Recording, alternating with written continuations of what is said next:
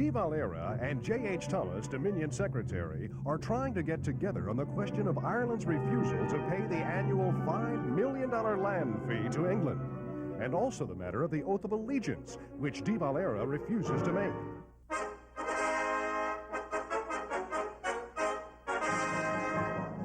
The Ladybird's home, and the big town's trying to show her that it thinks a whole lot of Amelia Earhart. England and France and Italy and the others were marvelous to the famous woman flyer, but she's back home with her own people now, and after all, home's best. They still keep up the old custom of filling the air with paper and ticker tape that started when Lindy returned 5 years ago. Incidentally, Amelia came back with the same $20 she took with her on her flight across the Atlantic. She bought everything over there on credit, and she didn't have to give any references either.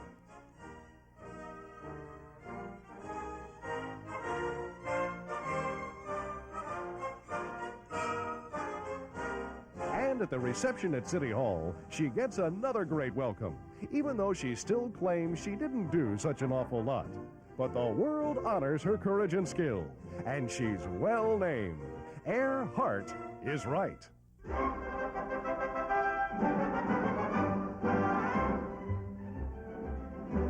The deciding match for the famous Wightman Cup, the last word in tennis trophies for women players, between Mrs. Frederick Moody, she that was Helen Wills of the USA, and Dorothy Rounds of England.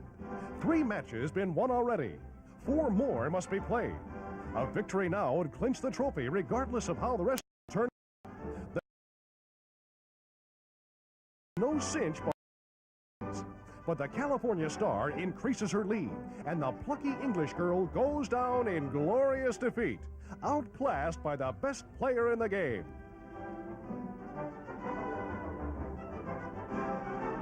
Princess Helen of Victoria presents the cup to Helen and Sarah Palfrey of New England. The 6th time for America against 4 for England. Great stuff, girls.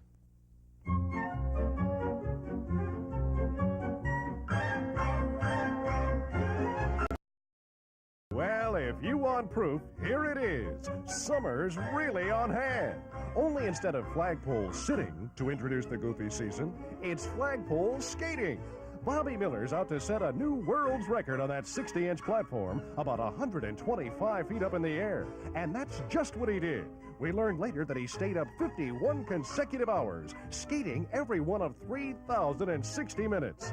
Well, that ought to make him something. I don't know. Kind of sappy, I call it.